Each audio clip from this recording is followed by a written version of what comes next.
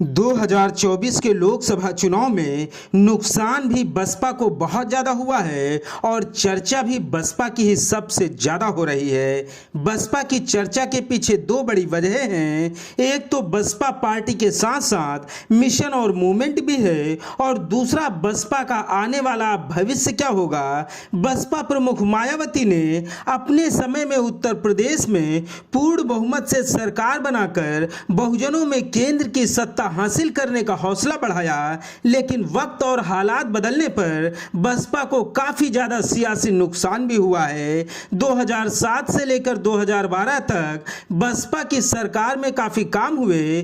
2014 के बाद से हार्ड हिंदुत्व की लहर में एक तरफ जहां कई दलों को राजनीतिक नुकसान हुआ है, तो वहीं बसपा भी इसमें पीछे नहीं है। लेकिन एक समय में जिस तरह से बसपा के पास धुआंधार नेताओं की फौज थी, उसी तरह से बसपा में फिर से युवा नेताओं की नर्सरी तैयार है, जो बसपा को आगे बढ़ाने में काफी मदद करेगी। ये वाला चुनाव बसपा के लिए इसलिए भी काफी महत्वपूर्ण है क्योंकि इस चुनाव में बसपा ने अपने कई युवा और मिशनरी नेताओं को टिकट देकर मैदान में उतारा था। जिस तरह से आकाश आनंद के आगे आने से बसपा के युवा कार्यकर्ताओं और पदाधिकारियों में जोश और उत्साह जगा है, उसी तरह से पार्टी की तरफ से युवा चेहरों के चुनाव लड़ने से पार्टी के अंदर कार्यकर्ता काफी ज्यादा उत्साहित हैं। इस चुनाव में भले ही बसपा के युवा नेताओं को जीत ना मिली हो, लेकिन चुनाव में उतरने से जोश काफी ज्यादा बढ़ा हुआ है। आजमगढ़ की ग्रामीण लोकसभा लालगंज से चुनाव लड़ने वाली प्रोफेसर इंदु चौधरी इस चुनाव में काफी चर्चा में रही। बनारस हिंदू विश्वविद्यालय में अंग्रेजी की प्रोफेसर इंदु चौधरी ने चुनाव में खूब सुर्खियां बटोरी। इंदु चौधरी भले ही चुनाव में तीसरे नंबर पर रही हों, लेकिन जिस तरह से वो चुनाव के बाद लगातार अपने क्षेत्र में संघर्ष कर रही हैं, उससे लगता है कि इंदु चौधरी अब पीछे हटने वाली नहीं है। इसके साथ ही चंडीगढ़ से बसपा की प्रत्याशी डॉक्टर रितु सिंह भी इस चुनाव में काफी सुर्खियों में रही। दिल्ली में धरना प्रदर्शन और आंदोलन के बाद सुर्खियों में आई रितु सिंह को अब इस बार बसपा ने चंडीगढ़ से चुनाव मैदान में उतारा था। रितु सिंह ने काफी हाईटेक तरीके से अपना प्रचार भी किया, लेकिन वो सफल नहीं हो पाई। नेशनल दस्तक के संपादक शंभू सिंह को बिहार की वैशाली सीट से चुनाव मैदान में उतारा गया था और उन्होंने गांव-गांव जाकर अपने सीमित संसाधनों के साथ संघर्ष किया।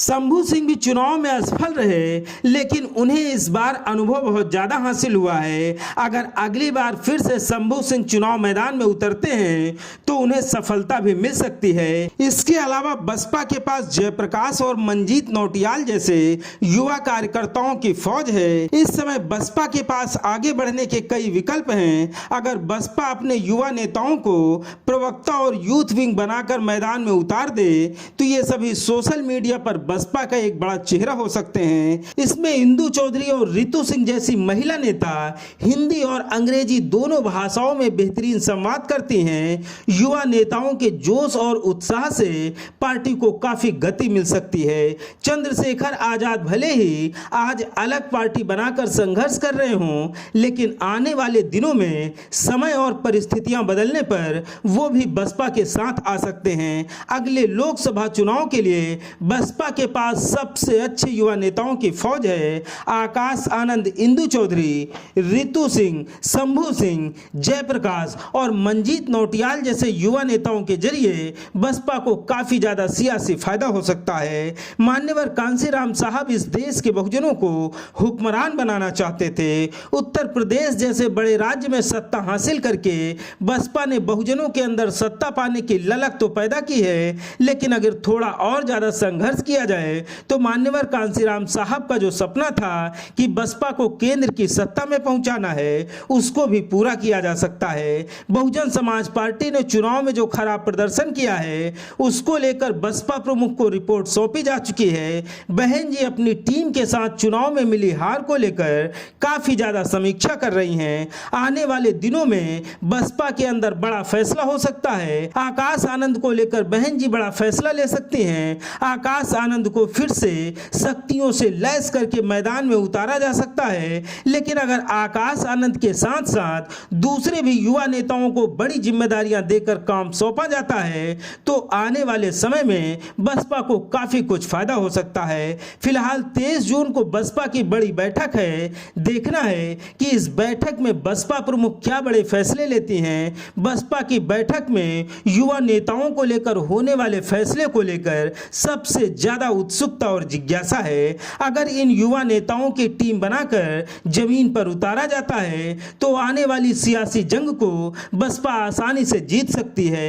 आपसे अपील है कि एक भारत को शेयर और सब्सक्राइब जरूर करें, जिससे कि शोषितों, पीड़ितों और वंचितों की आवाज को सत्ता के शीर्ष तक पहुंचाया जा सके। धन्यवाद।